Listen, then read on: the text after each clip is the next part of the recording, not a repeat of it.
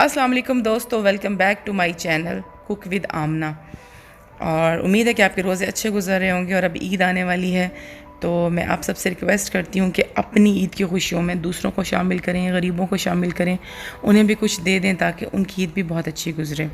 और इसके अलावा मैं ये कहना चाहती हूँ कि 99% जो लोग हैं वो मेरे चैनल को पता नहीं क्यों सब्सक्राइब नहीं करते। शायद मैं वीडियोस बहुत अच्छी नहीं बनाती या मेरी वीडियोस में कोई कमी या खामी है। तो आप सबसे रिक्वेस्ट है कि काइंडली कमेंट सेक्शन में मुझे ज़रूर बताएं कि मेरी वीडियोस में ऐसी क्या कमी है कि मेरा जो सब्सक्राइबर रेट है वो बढ़ नहीं रहा। और अब आज की जो रेसिपी है वो है बहुत ही ज़बरदस्त किस्म की ईद स्पेशल रेसिपी फिरनी की। और मैं अगेन जो है उसको ऑल ओवर मैं बनाऊंगी और मैं बनाऊंगी उसको अपने स्टाइल में और आपसे शेयर करती हूँ रेसिपी। स्टार्ट करते हैं रेसिपी को। फिरनी के लिए मैंने ली है 1.5 लीटर ऑल पर्पज़ मिल्क और इसको मैंने उबलने के लिए रख दिया है। और इसको मैं हल्की आंच पर यहाँ पर उबालूंगी।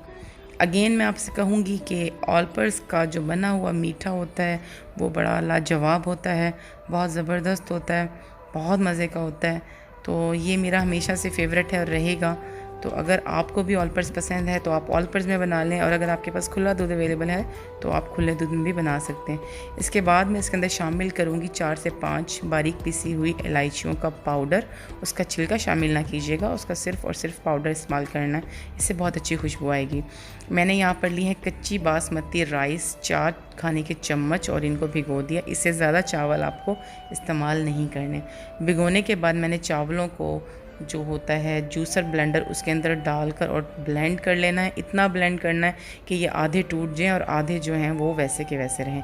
आप देख लें कि इस तरह की जो दलिया टाइप की शक्ल निकल आएगी चावलों की, जो कि हमने यूज़ करने हैं फिरनी के लिए।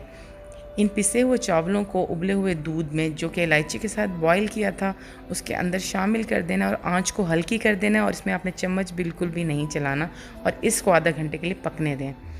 पकते पकते आप देख सकते हैं कि ऑलमोस्ट ये जो है फिरनी वो काफ़ी गाढ़ी हो चुकी है। जब फिरनी गाढ़ी हो जाएगी तो तब आपने लकड़ी के चम्मच के साथ जो है वो इसमें चम्मच चलाना है और आहिस्ता आहिस्ता चम्मच को चलाते हुए अपनी फिरनी को पकाना है। इससे पहले आपने इसके अंदर चम्मच का इस्तेमाल नहीं करना। शायद मैंने आपको इससे पहले भी अपनी एक वीडियो में बताया था कि खीर या फिरनी वगैरह बनाते हुए आप स्टार्ट से चम्मच ना चलाएं। अगर चम्मच चलाते जाएंगे तो वो शुरू में ही लग जाएगी। इसके बाद इसके अंदर मैंने शामिल करनी है चीनी हस्बे ज़ायका या तकरीबन पौना कप। तो अगर आपको तेज़ मीठा पसंद है तो आप इसको 1 कप तक भी ले जा सकते हैं। बस आपने चीनी के पकने का इंतज़ार करना और फिरनी को बहुत ज़्यादा गाढ़ा नहीं होना और यहाँ पर चूल्हे की आंच को बंद कर देना है। अब इसके बाद मैंने इसको थोड़ी सी देर के लिए ठंडा किया था और ठंडा होने के बाद मैं इसके अंदर शामिल कर रही हूँ ऑल पर्पज़ की 1 पैकेट क्रीम। और क्रीम और फिरनी के मिक्सचर को अच्छी तरह से मिक्स कर लेना है और आपकी फिरनी जो है बिल्कुल तैयार हो जाएगी। इसके बाद मैंने इसको अच्छी तरह से फ्रिज में 2 घंटे के लिए ठंडा कर लेना है और इसके ऊपर स्प्रिंकल करना है बारीक कटा हुआ पिस्ता। पिस्ते के अलावा फिरनी में मैं कोई और जो मेवा है वो शामिल नहीं करती। आप चाहें तो इसके अंदर बादाम वगैरह भी शामिल कर सकते हैं। उम्मीद है कि वीडियो आपको अच्छी लगी होगी। अगर वीडियो अच्छी लगी हो तो वीडियो को लाइक एंड शेयर कर दें और चैनल को सब्सक्राइब कर दें। मिलते हैं अपनी